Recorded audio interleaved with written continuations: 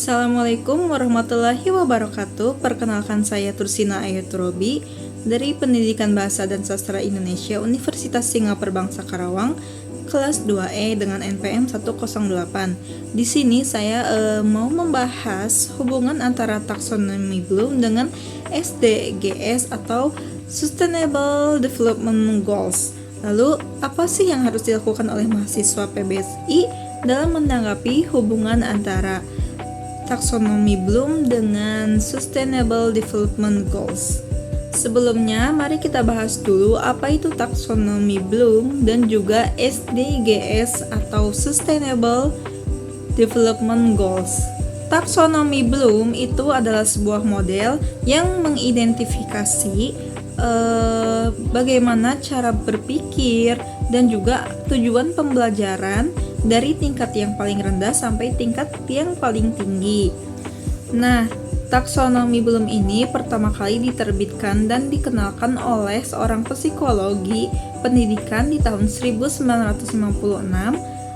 diperkenalkan oleh profesor bernama Benjamin Bloom dan juga para kolaboratornya atau para rekan-rekannya. Nah, taksonomi Bloom itu sendiri ia tuh merupakan sebuah kerangka berpikir atau rancangan bagaimana guru dan juga pendidik itu dapat menciptakan pembelajaran dan cara berpikir yang sistematis. Nah, pada awalnya taksonomi Bloom itu dibagi jadi 3 bagian, teman-teman, yaitu ada ranah kognitif, ranah afeksi, dan ranah psikomotorik. Nah, tapi dengan seiring perkembangannya ilmu pendidikan, taksonomi Bloom itu mengalami sebuah revisi di tahun 2001. Terdapat 6 poin, yaitu teman-teman, di sini terlihat ada perbedaan antara taksonomi Bloom yang revisi dan sebelum revisi.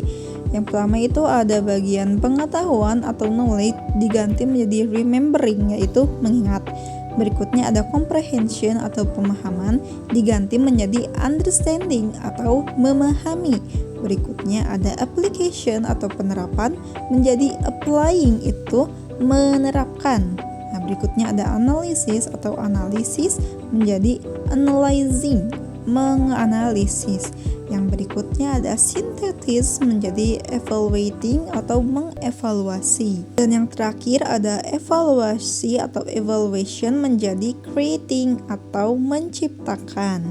Nah, jadi teman-teman, taksonomi Bloom itu singkatnya itu merupakan model ataupun panduan ataupun seperti konsep dasar yang penting dalam dunia pendidikan, khususnya untuk guru dan juga tenaga pendidik untuk merancang bagaimana pembelajaran sistematis, penilaian, dan juga untuk mempermudah mengelompokkan seperti apa tingkat berpikir yang paling rendah sampai tingkat berpikir yang paling tinggi itu seperti apa. Nah, yang berikutnya kita kenalan dulu dengan SDGs atau Sustainable Development Goals atau tujuan pembangunan berkelanjutan.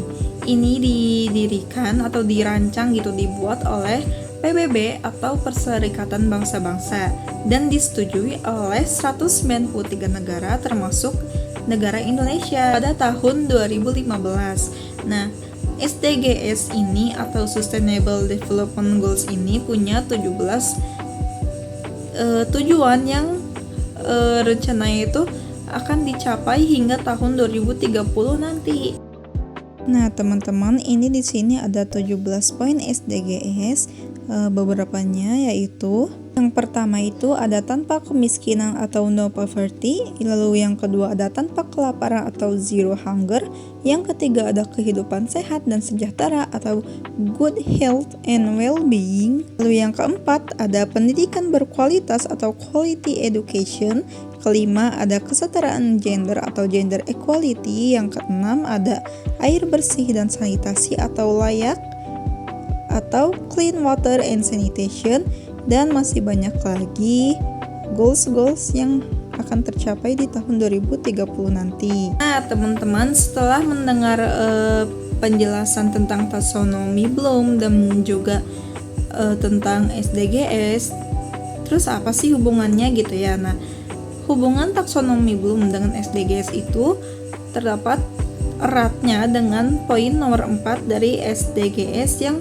tujuannya itu high quality education atau pendidikan dengan kualitas yang tinggi. Nah teman-teman, SDGs itu kan tujuan pembangunan dunia yang supaya masyarakatnya tuh lebih adil, sejahtera, tanpa kemiskinan dan sebagainya. Sedangkan taksonomi Bloom itu seperti rangkaian bagaimana tingkatan berpikir siswa itu, seberapa kritis dan seberapa cepat atau memahami lah si daya pikir siswa itu. Hubungan taksonomi Bloom dengan SDGs ini sangat erat ya, karena kan taksonomi Bloom itu seperti merancang kecerdasan anak-anak. Nah, sedangkan SDGs itu kan ada beberapa tujuan yang ingin dicapai. Tentunya dalam mencapai itu butuh banyak sekali pemecahan masalah-masalah seperti masalah kemiskinan, masalah pendidikan yang kurang berkualitas, masalah sanitasi air.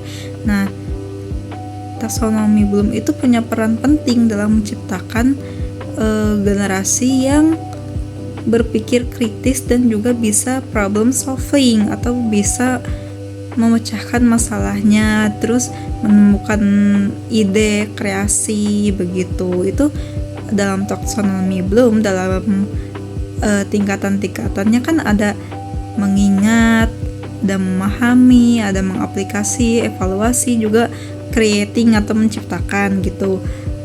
Itu merupakan hal yang sangat dibutuhkan dalam pemecahan masalah untuk di SDGs ini. Karena kan SDGs ini merupakan permasalahan global ya, yang dirasakannya itu satu dunia, bukan cuma negara kita saja.